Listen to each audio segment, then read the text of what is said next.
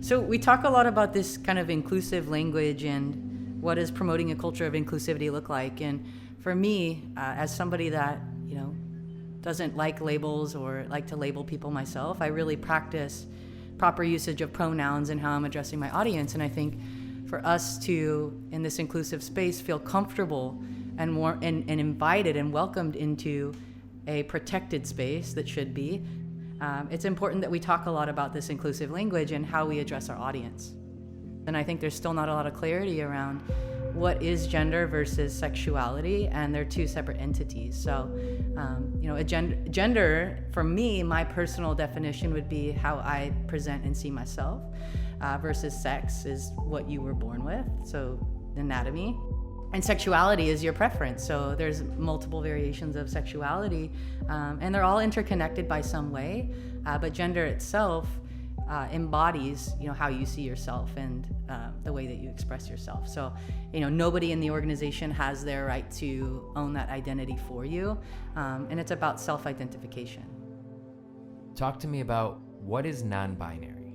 For me, is you don't identify either or. There's equal parts femininity and masculinity about me that I celebrate.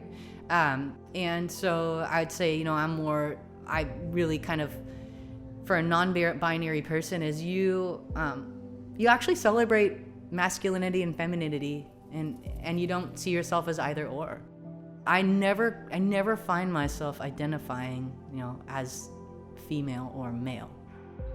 Let's say you have somebody who's frustrated because another person that they're interacting with doesn't get it, and you have someone who's trying to get it and frustrated that they can't get it.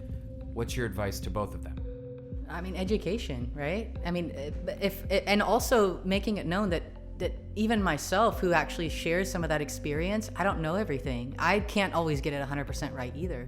I find myself still, actually still using pronouns from time to time for other people, and I have to catch myself. So it's not about perfection out the gate. It's about education. It's about practice. It's about talking about it. It's about bringing it to surface, not, addressing it when somebody makes a mistake, but talking about it. How are you promoting an inclusive environment today? Like, what are you doing for your peers? And, not to go back a little bit, but, there could be somebody that very explicitly, just based on what societal measures as female versus male, showing up as female, but they may still have a very male experience in their brain. And they're just on some part of their journey.